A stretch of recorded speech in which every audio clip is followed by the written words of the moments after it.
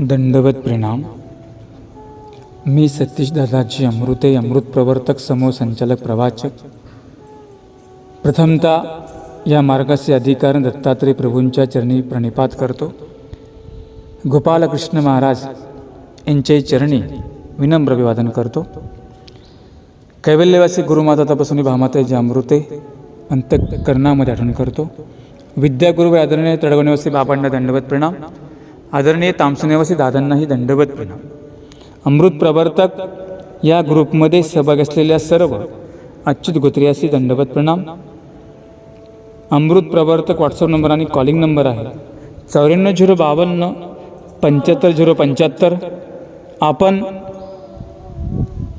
श्री छिन्न पापी गुंफे 4 मास अवस्थान डोमेग्राम या ठिकाणावरून पुनश्च आपण आपल्या श्रीमद भगवद्गीतेला या ठिकाणी सुरुवात करणार आहोत.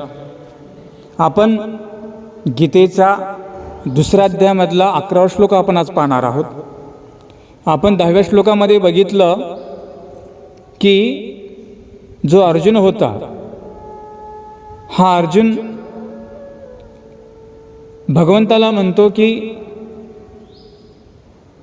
हे देवा, मला विषाद झालेला आहे. जेव्हा अर्जुनाचा रथ दोन्ही सैन्यामध्ये उभा केला युद्धाच्या वेळेस, तेव्हा हा काय म्हणतो, मला यांना मारायचं. आता कुणाला मारायचं होतं त्याला? नातेवाईक होते ना त्याचे, लांबचे कोणी होते का? शत्रू कोण असतो आपला? नातेवाईक असतो. शत्रू कोण असतो आपला? जवळचा असतो. शत्रू कोण असतात आपले? घरामधले असतात. बरोबर आहे. लांबचे शत्रू असतात का आपले? नसतात. आणि मग घरातल्या लोकांना मला मारायचं का? यांना मी मारू का? हा अर्जुनाला मोह निर्माण झाला. कुठे? युद्धाच्या समय काय झाला? अर्जुनाला मोह निर्माण झाला. आणि मग अर्जुन काय म्हणतो देवाला की देवा, मी काही युद्ध करणार नाही. आणि मग देव म्हणतात की हे काय अर्जुना म्हटले, षंडाप्रमाणे विचार करतोस म्हणे तू, नपुसकाप्रमाणे वागतोस म्हणे तू, तुला हे शोभतं का? अरे तू वीर कुंतीचा पुत्र, वीर धनुर्धर तू, तुला ही शोभतं गोष्टी? तुला धर्मासाठी युद्ध करावं लागेल. तुला मोहबिहे निर्माण काही होऊ देऊ नको. म्हणून देवाने काय सांगितलं? धर्मामध्ये मोह येता कामा नये, किंवा धर्मासाठी मोह येता कामा नये. समजा तुम्ही कुठे स्थानाला चालला, बरोबर आहे, तुम्हाला तुमच्या घरचा म्हटला मुलगा, नको आई, तुझले मला काळजी आहे, तुझं कसं होईल? त्याला काळजी असते काही? त्याला काही काळजी नसते. त्याला वाटते की मग ते मुलं कोण खेळवल, नातवंड कोण खेळवल. सुना म्हणतात की तुम्हाला नको नको सासूबाई, तुम्ही ना देवदेव धर्म करू, काही जाऊ नका, तुम्हाला चालणं होईल का? आता आम्ही यात्रा करतो की नाही, आम्हाला काही काही बाया सांगतात. म्हटले बाबा, सुनलंही अडचण आणू लागली. काय करू लागली सून? काय नाही, सासूबाई सासूबाई तुम्ही जाऊ नका. सुनाचा स्वार्थ आहे त्याच्यामध्ये. काय स्वार्थ आहे? जर सासूबाई जर गेली तिकडं तर माझे पोरं कोण खेळवली तर मग? बरोबर आहे की नाही? तुम्हाला म्हाताऱ्या बायांना बळजबरी घरी सोडावं लागतं. तुम्हाला कोणी घराबाहेर पडू देतं का लवकर? हा मोह त्यांचा काय येतो? तुमच्या धर्माच्या आडवा येतो. लक्षामध्ये ठेवा, तुम्ही कुठे स्थानाला निघाले, तुम्ही कुठे पुथे ऐकायला निघाले, तुम्ही कुठे पदयात्रेला निघाले की बरोबर ती लोक तुम्हाला गुंतून ठेवणार. काय काय रडणार, मग पडणार. तुम्हाला काय वाटतं? हो, सुनाला माझी लई काळजी आहे. आपण मग घरीच लगेच गठोडून ठेवून देतो, घरीच बसतो. पण तुमच्या लक्षामध्ये येत नाही, एरवी तिने कामात का बरं मोह नाही केला? एखादं काम करताना म्हणते का तुम्ही काम करू नका? तुम्हाला शेताला पाठवते लवकर सकाळी उठल्या उठल्या, किंवा भांडे घासायला बसवते, तेव्हा म्हणत नाही तिचा मोह आडवा येतो का? पण तुम्ही धर्मकार्यासाठी चालला की मग त्यांचा मोह तुम्हाला आडवा येतो. इथे अर्जुन जो होता त्याला सुद्धा असाच मोह आडवा आला. आता धर्मयुद्ध त्याला करायचं. पांडव कोण होते? अधर्मी होते ना. पांडवांनी अधर्म केला म्हणून देवाने काय केलं? युद्ध निर्माण केलं. ग्लानी आली होती धर्माला, अत्याचार माजला होता. आणि भगवंत काय करत असतात? सृष्टीची अवतार धारण करतात. संभवामी युगे युगे, म्हणजे जेव्हा जेव्हा अधर्म येतो तेव्हा मी काय करत असतो? अवतार धारण करत असतो. मी अवतीर्ण होतो, मी प्रगट होतो, देवाने सांगितलं. आणि मग या ठिकाणी भगवंताने अर्जुनाला युद्ध कार्यासाठी प्रवृत्त केलं, पण त्याला विषाद त्याचा नडू लागला. म्हणजे त्याचा मोह त्याला तिथे आडवा येऊ लागला. मी गुरूंना मारू का? मी पितामहांना मारू का? मी माझ्या भावांना मारू का? अरे पण ते अधर्मी होते ना, ते तुला त्यांना तू मारणार कोण? तू फक्त निमित्त आहेस, बरोबर आहे. बाकी सगळं परमेश्वर आहे. आणि म्हणून त्याला वाटलं मी जर यांना मारलो तर मला पाप लागेल, मला दुःख लागेल, मला स्वर्गात जागा भेटणार नाही. आपण पाठीमागे संदर्भ बघितले. पण देवाने काय सांगितलं? तू अर्जुना, हा जो विषाद करतोयस तो निरर्थक विषाद करतोयस, बिनकामाचा तो विषाद करतोयस. तुझा मोह इथे आडवा येऊ देऊ नको. आपण पण लक्षामध्ये ठेवायचं, धार्मिक कार्यासाठी जर का अडथळा आणला कुणी, समजायचं यांचा मोह आमच्या धर्मकार्यामध्ये अडचण आणणारा आहे. तुम्ही दीक्षा घ्यायला निघाले, घरी तुम्हाला ते कामच लावतात, पण दीक्षा घ्यायला निघाले की काय म्हणतील? नाही नाही, आम्ही तुमची सेवा करू, तुम्ही घरीच राहा. काय मार्गात आहे, कशाला मार्गात जाता, तिथलंही काम करावं लागतं. तुमच्या डोक्यात काही भरून देतात की नाही? तसं आहे का मार्गामध्ये? नाही. सेवा तर घरी पण करावं लागते. तुम्हाला तुमच्या सुना काय फुकट बसून खाऊ घालतात का? तुमचा मुलगा आहे, फुकट बसून खाऊ घालतो का? नाही ना. मग मार्गात गेलं चांगलं नाही का? त्या मार्गाची जर सेवा केली तर आमचं काय होईल? कर्मनाश होईल, योग्यता होईल. आता सकाळी तुम्ही स्थान झाडून काढलं, काय झालं? हे काय कोणी व्यक्ती सेवा आहे का? ही त्या मंदिराची सेवा आहे, बरोबर आहे की नाही? तुम्ही इथे झाडू मारला आणि घरी झाडू मारला, फरक काय आहे? घरी झाडू मारला की कर्म लागतं तुम्हाला, पण तोच झाडू तुम्ही देवाजवळ मारला तर काय होईल? तुमचा कर्मनाश होईल. तुम्ही मार्गामध्ये भांडे घासले किंवा मार्गामध्ये स्वयंपाक केला, काय होईल? तुमचा कर्मनाश होईल. तुमची योग्यता होईल की नाही? योग्यता म्हणजे तुम्ही हळूहळू त्या गोष्टीला पुढच्या काय होणार? पात्र होणार. म्हणजे तुम्हाला पुढचं प्रमाणपत्र भेटत जाणार. योग्यता म्हणजे काय? प्रमाणपत्र. कर्मनाश म्हणजे आपण जे काही दुःख जोडली ती सगळी आपले काय होतात? देवाच्या सेवेने नाश होत असतात. आणि म्हणून तुम्ही जर कुठे चालला, मुद्दा तुम्हाला मला सांगायचा, जर तुम्ही कुठे निघालात, जर का तुम्हाला कोणी आडवा आलं तर त्याच्या मोहामध्ये फसायचं नाही. म्हणून त्यांना सांगायचं, बाबा तू घरदार सांभाळ, काय कर, मला काय घेणं देणं नाही. तुम्ही तुमचं सांभाळा, काय करायचं ते, आम्हाला तिकडे काही बघायचं नाही. हा अर्जुन विषाद करू लागला, मोह करू लागला, त्याला पण असा मोह आडवा आला. आणि मग दोन्ही सैन्यामध्ये अर्जुन रथावर डोक्याला हात लावून बसतो. त्याचं जे गांडीव धनुष्य असतं ते धनुष्य खाली टाकून आपला चिंताग्रस्त होऊन बसतो. कोण? अर्जुन.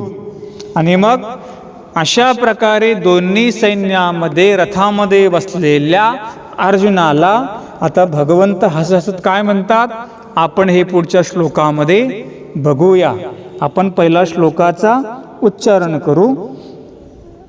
आणि मग आता भगवंत अर्जुनाला काय निरूपण करतात की ज्यामध्ये अर्जुनाचं कल्याण आहे, म्हणजे गीता जी आहे, भगवंताने अर्जुनाला निमित्त करून अखिल विश्वमातराच्या कल्याणासाठी गीता सांगितली. पण ते निमित्त कोणाला केलं? देवाला केलं. गीता कधी सांगितली? युद्धसमयी सांगितली. म्हणजे भांडणं होऊ नये, भांडणाच्या प्रसंग काय सांगितली? गीता सांगितलेली आहे. म्हणून आपल्यामध्ये एक प्रघात आहे. जर काय आपली मन अशांती असेल, आपल्या घरामध्ये गीतेचं पठण करतात.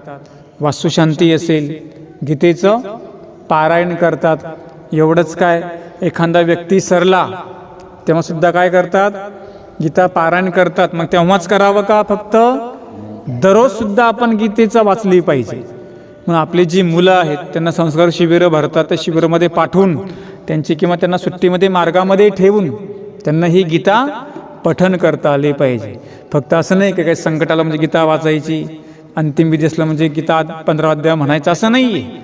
आपल्यासुद्धा कल्याणासाठी आपल्या उजळतेसाठी आपण गीतेचं पठण हे केलंच पाहिजे. आणि म्हणून जो दररोज गीतेचं एक जरी अध्याय पठण करेल किंवा एक श्लोक उच्चारण करेल तरी म्हटले त्याला भरपूर काही लाभ होऊन जातो. या ठिकाणी भगवंत अर्जुनाला आता ज्यामध्ये त्याचं कल्याण आहे तो कल्याणकारी श्लोकाला भगवंत या ठिकाणी प्रारंभ करतायत. आपण तो बघूया. श्लोक क्रमांक 11. अशोचानन्वशोचस्तं प्रज्ञावादंश भाससे गतासु न गतासुंच नानुशोचन्ति पंडिता. त्वं म्हणजे तू. अशोचान, अशोचान म्हणजे शोक करण्यास अयोग्य विषयी. अनुशोच शब्दाचा अर्थ होतो शोक करतोस. प्रज्ञावादान, च म्हणजे आणि, प्रज्ञावादान म्हणजे ज्ञानाची भाषा भाषसे म्हणजे बोलतोस. पंडिता, पंडिता म्हणजे ज्ञानी पुरुष. गतासून, गतासून म्हणजे मेलेल्या विषयी किंवा अगतासून म्हणजे न मेलेल्या विषयी. न अनुशोचंती म्हणजे शोक करत नाहीत. म्हणजे आता याचा आपण भावार्थ बघूया. भगवंत म्हणतात की अरे अर्जुना, ज्या बाबींचा शोक करू नये तू त्याचा शोक करतोस आणि पंडिताप्रमाणे भाषा पण बोलतोस. परंतु म्हणाले पंडित लोक कोणाच्या जगण्या मरण्याविषयी कधी शोक करत नाहीत. आता आपण याचा पुढे भावार्थ बघूया. अर्जुन काय म्हणायचा? हे माझे स्वजन, हे माझे भाऊ, हे माझे चुलते, हे माझे काका, हे माझे पुत्र, हे पोत्र म्हणजे भावाचे मूळ त्यांना पोत्र असं म्हटलेलं आहे. यांना कसं मारू म्हणे मी? असे विचार ज्ञानी पुरुषाचे नसून अज्ञानाचे असतात. त्यांच्याकरता आपला आणि परका कधीही भेद नसतो जो तुझ्या ठिकाणी आहे. म्हणजे भगवंतांना असं म्हणायचं की आता ही लोक जरी तू मारली नाहीत, हे कधी ना कधीही मरणारीच आहेत. इथं कोणी अमर राहायला आलाय काय? 100 वर्ष आयुष्य आपल्या कलियुगाचं. जेव्हा आयुष्य संपलं तेव्हा मरणार आहोतच की. मग शोक करणं उचित आहे का? नाही. तरी आपण रडतो की नाही, चांगला होता हो, आपण तो मेला हो आता. परंतु जो ज्ञानी आहे, जो साधू आहे, तो कधीही मेलेल्याचा शोक करत बसत नाही. साधूंच्या कशामध्ये का आत्मत्व असतं का? त्यांचं काही ममता असते कशामध्ये? नाही. त्यांनी आपलं जीवन काय केलेलं असतं? देवाला समर्पित केलेलं असतं. आणि जो देवाला जीवन समर्पित करतो तो शोक करत बसेल का? नाही करत बसणार. समजा आपल्या घरातलं काही निघून गेलं, आपलं किती दुःख होतं, आपण रडतो पडतो, किती आपलं दुःख होतं की नाही? परंतु एखादी वस्तू साधूंची गेली तो शोक करत बसतील का? ती म्हणतील जाऊ द्या, हे माझं काय होतं का, हे देवाचं होतं, देवाकडं निघून गेलं. पण आपण तसं म्हणू का? प्रपंचातलं असं म्हणेल का प्रपंचातला माणूस? नाही नाही हो, लय कष्टाने कमवलं, किती ते कष्ट करावे लागले आणि हे असं निघून गेलं, काही झालंच नाही, काही भेटलंच नाही. आपण किती शोक करतो. आपण शेतामध्ये धान्य नाही पिकलं, बरोबर, एवढ्या बॅगा पेरल्या होत्या, काही उगवलंच नाही, किती नुकसान झालं, आपण करतो की नाही शोक? म्हणून पण जो ज्ञानी आहे, तो ज्ञानी पुरुष जे आहे त्याच्यामध्ये संतुष्ट राहतो. अज्ञानी कसा राहतो? अज्ञानी चलबिचल राहतो. अज्ञानी पुरुष अनिती मार्गाने पैसा कमवण्याचा प्रयत्न करतो की नाही? अनिती म्हणजे काय? लोकांचं लुबाडून घेणे, चोरून घेणे, त्याचा बांध कोरणे, अनितीच आहे की नाही? म्हणजे आपली शेती कशी वाढेल त्याचा बांध कोरायचा. होतात की नाही भांडणं बांधावरून? म्हणजे काय मोहच आहे की नाही? आता काल पेपरला बातमी वाचली, म्हटले बांधाच्या कोरला बांध कोरला म्हणून ते म्हटले त्या बाप्पाचाच खून केला पोराने. किती मोह वाईट आहे की नाही अज्ञानत्व? आणि म्हणून भगवंत म्हणतात की हा जो अज्ञानपणा, हा मोह, हा जो अज्ञानपणा आहे आणि हा जो मोह आहे, हा जीवाला म्हटले नरकाकडे घेऊन जात असतो. आमच्या स्वामींनी पण सांगितलं की नाही, काम क्रोध लोभ हे तिन्ही नरकद्वारे. काम म्हणजे अभिलाष. काम शब्दाचा अर्थ काय केला? जास्त अभिलाषा करणे. हा सुद्धा काय सांगितला? नरकाला कारणीभूत सांगितला. क्रोध, क्रोध म्हणजे क्रूर भाव अंतःकरणे उबटणे, लोकांचं वाटोळं करणे. म्हणजे इतका क्रोध त्याला येतो, याचं वाईट कसं होईल. लोक खून करतात की नाही एकमेकाचा, म्हणजे काही वैमनस्य असतं. क्रोधाला की क्रोधापोटी काय करतात? खून करतात. क्रोधापोटी एकमेकाला संपून टाकतात, करतात की नाही. एकमेकाचे दुश्मन होतात, भाऊ एकमेकाचे वैरी होतात की नाही. क्रोध, लोभ, क्रोध, काम, क्रोध, लोभ आणि मोह हे काय सांगितलं? नरकाला कारणीभूत सांगितलेले आहे. आणि म्हणून म्हटले जे ज्ञानी आहेत ते कधीही काही शोक करत बसत नाहीत. अज्ञान लोक शोक करतात. आणि म्हणून तुझं जे बोलणं आहे हे कसं बोलणं सांगितलं? आतताईपणाचं बोलणं आहे. म्हणजे तू काही विचार करत नाही. तू म्हणतो की मला यांना मारल्याने मला पातक लागेल, यांना जर मी मारलं मला कुलक्षय होईल, माझ्याकडून मित्रद्रोह होईल, याच्यापासून निवृत्त का होऊ नये, यांना मारणे पाप आहे. परंतु लक्षामध्ये ठेव, जीव जो आहे तो राज्य सुखाच्या आणि लोभापोटीच राज्य जीव काय करत असतो? करत असतो. म्हणून लोभ बरा नाही. ही भाषी ज्ञानाची आहे की, परंतु म्हणाले तो फक्त ज्ञानाच्या गोष्टी करतो आणि तुला मोह झालेला आहे. अर्जुन काय म्हणायचा? मला यांना मारून काय भेटल? बरोबर होतं. मी यांना कशाला मारू? बरोबर होतं. एकीकडे तू मोह पण करतोयस ना. भगवंत सांगतात की अर्जुना, तुला धर्मासाठी युद्ध करायचंय. कारण की ही सगळे ज्यांचा तो मोह करतो हे सगळे कसे म्हणाले? अधर्मी आहेत की नाही? अधर्मी. या कौरवांनी किती अत्याचार पांडवावर केला. या कौरवांनी द्रौपदीची अब्रू लुटली की नाही? स्त्रीचा अपमान केला की नाही या कौरवाने? स्वतःची भाऊजाई तिला वेश्येप्रमाणे वागणूक दिली की नाही या कौरवाने? आणि म्हणून भगवंत काय म्हणतात की हे जे युद्ध आहे, मला पांडवांचं पण काही मला लोभ नाही, मोह नाही, परंतु या कौरवांनी माझी जी भक्त द्रौपदी तिची जी विटंबना केली हे मला मात्र मुळीच आवडलेलं नाही. बघा, भगवंताला भक्ताचा किती अभिमान असतो. युद्ध झालं असतं का? देवाने तर होऊ दिलं नसतं, परंतु एका भक्ताची विटंबना यांनी केली म्हणून काय झालं? एवढा मोठा युद्ध निर्माण झालं. म्हणून या श्लोकामध्ये मोह आणि त्याग या दोन गोष्टी फार महत्त्वाच्या सांगितल्या. म्हणून जो ज्ञानी आहे तो मोहही करत नाही. जो ज्ञानी आहे, ज्याने मोह निर्माण होईल त्या गोष्टींचा ज्ञानी पुरुष काय करतो? त्याग करतो. आता आमच्या स्वामींनी आम्हाला सूत्र सांगितली. सूत्रपाठामध्ये किती वचने सांगितली?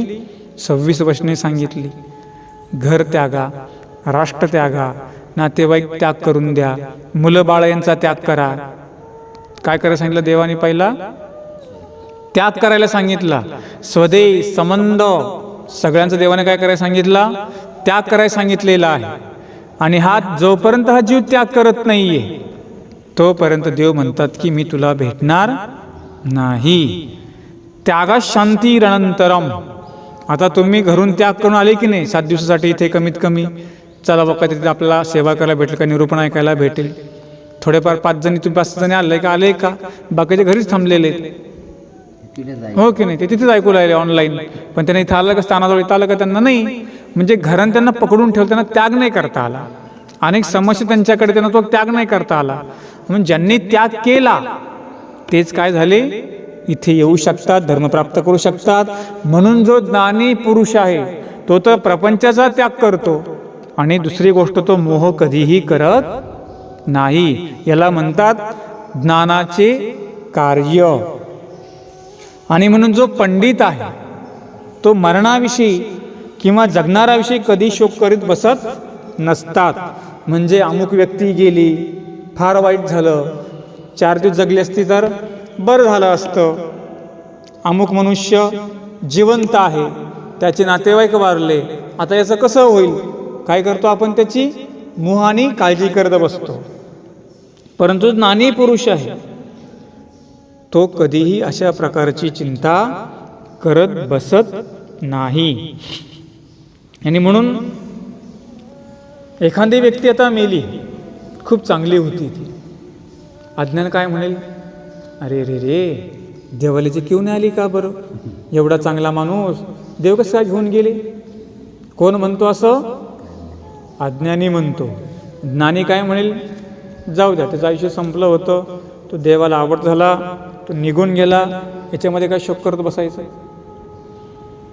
कोण करेल? ज्ञानी. जेव्हा तुम्ही मार्गामध्ये एखादे अधिकरण सरतात, तुम्ही असं पाहिलं का तिथे फार मोठे लोक रडत बसलेले, पाहिलं का? का? ते ज्ञानी आहेत ना, ते म्हणतात त्यांचं कर्तव्य झालेलं आहे आता ते.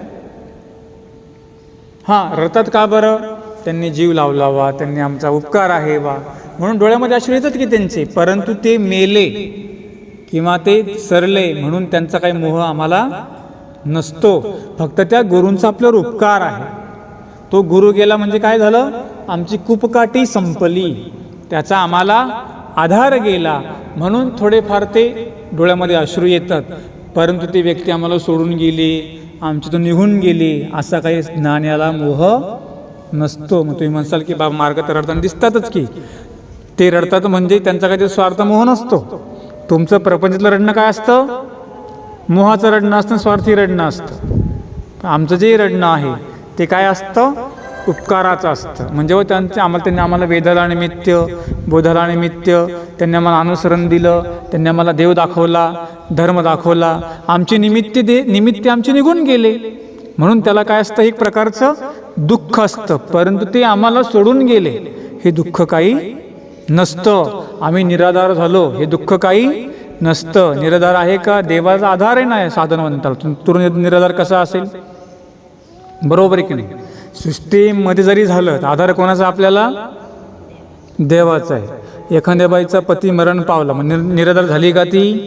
तिला देवाचा आश्रय, तिने देवाच्या आश्रयाला जावं, तिने मार्गाच्या आश्रयाला जावं, तिने देवाचं अनुसरण म्हटल्याप्रमाणे करावं. निराधार राहील का ती? नाही. आपण नाही का, नाही ना आता आम्ही ना निराधार झालो.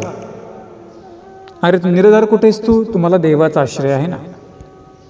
मग ज्याला देवाचा आश्रय तो निराधार होईल का? एखाद्या पुरुषाची पत्नी वारली, मग तो निराधार झाला का लगेच? नाही झाला. परंतु तसा समजतो त्याचं अज्ञानपण आहे. एखादा ज्ञानी काय म्हणेल, आता बाई तुझं काय प्रपंचात काम आहे का?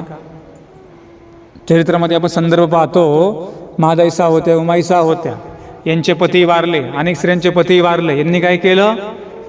रावसगावला गुंफा बांधली, तिथं काय करायचं? ध्यानधारणा करायच्या, काही देवतेचं व्रत करायच्या. नंतर त्या स्वामींच्या संपर्कामध्ये आल्या. कोण? उमाईसा, आबाईसा, महादाईसा, नागदेवाचार्य आले की देवाच्या संपर्कामध्ये. मग त्यांना देव भेटला की नाही त्यांना? ते जर म्हटले असते आमचं सगळं गेलं बसले असते प्रपंचामध्ये, देव त्यांना भेटले असते का? म्हणून ज्यांचं काही काम प्रपंचामध्ये नाही किंवा जे निराधार आहेत, त्यांनी एक मात्र समजायचं की आपला आधार कोण? ईश्वर. काही भले समजतात, नाही आमचा आता पती निघून गेला, देवाने आमचं वाईटच केलं, किती चांगलं होतं, असं होतं तसं होतं. एखाद्या बाईचा पुत्र सरला, ती देवाला दोष देत बसते. आपण देवाला दोष द्यायचा आहे का? नाही. तो आला कर्माने, गेला कर्माने. हे कोण म्हणतो? हा ज्ञानी म्हणतो. अज्ञानी काय करतो? शोक करत बसतो. परंतु ज्ञानी जो आहे तो म्हणाले कधी मोह शोक करत बसत नाही. आणि म्हणून आपलं मरण जे आहे आपल्या हातामध्ये आहे का? नाही. जेव्हा वेळ संपली की आपण जाणारच आहोत. मृत्यू आपल्याला कधी ना कधी येणारच आहे. आणि म्हणून प्रत्येकजण येतो, त्याला कर्माप्रमाणे फळ भेटत असतं. कर्माप्रमाणे गेला, कर्माप्रमाणे आलेला असतो. आणि म्हणून आपण हर्ष जरी केला, शोक जरी केला तर काय फरक पडतो का? इथे अनुरेणू सुद्धा काही फरक पडत नाहीये. आणि म्हणून गोपालकृष्ण महाराज म्हणतात की ज्यांना तू मारणे समजतोस, हे सुद्धा म्हणाले तुझी चुकीचा समज आहे. आणि म्हणून या श्लोकामध्ये फार मोठा एक संदर्भ आम्हाला गोपाळकृष्णांनी सांगितला. ज्ञानी पुरुष कधीही शोक करत नाही, ज्ञानी पुरुष कधीही मोहामध्ये फसत नाही. हां, धर्मबाह्य आम्हाला मोह करायला सांगितलेला नाही. धर्मयुक्त मोह आम्हाला करता येतो की नाही? धर्मयुक्त म्हणजे नेमका कसा? स्थानाला जाणं हा चांगला मोह आहे. मार्गात राहणं, अध्ययन करणं हा चांगल्या गोष्टींचा मोह. याला काय म्हणतात? धर्मयुक्त मोह. धर्मबाह्य मोह करायला सांगितलेला नाही. एखाद्या व्यक्तीशिवाय मला करमतच नाही, हा काय झाला? धर्मबाह्य मोह. त्या स्थानापाशी गेल्याशिवाय मला अजिबात करमतच नाही, हा काय झाला? धर्मबाह्य मोह झाला. म्हणजे एका स्थानाची सवय तुम्हाला लागली, किंवा एका झाडाची सवय तुम्हाला लागली, किंवा एकट्या व्यक्तीची काय लागली? तुम्हाला सवय लागली. समजायचं की आपल्याला त्या गोष्टीचा मोह आपल्याला संचरला. आपल्याला माहिती आहे की त्या माणसापासून आपला धर्महानी आहे, तरी आपण काय करतो? त्या माणसाची संगत काही सोडत नाही. आपल्याला माहिती आहे हा मनुष्य आपल्याला चुकीच्या दिशेला घेऊन जाणार आहे, परंतु आपण काय करतो? त्याला सोडत नाही. हा काय झाला? धर्मबाह्य मोह. धर्मयुक्त मोह आम्हाला करायला सांगितलं. म्हणजे कसा? एखादा धर्म आहे, एखाद्याकडे धर्म आहे, किंवा तो धर्मवान आहे, किंवा त्याच्याकडे धर्म आहे, तर अशा पुरुषांचा, अशा व्यक्तींचा मोह मात्र आम्हाला, मोह म्हणजे काय? त्यांची संगत आम्हाला करायला सांगितली. कुणाची? ज्याच्या ठिकाणी धर्म आहे त्याच्या ठिकाणी त्याची संगत तुम्ही जरूर करा. परंतु माहिती आहे की याच्यापासून आम्हाला नुकसान होतं, आपण ती संगत करायची का? एखाद्या वाईट पुरुष असेल, तुम्ही त्याची संगत केली तर काय होईल?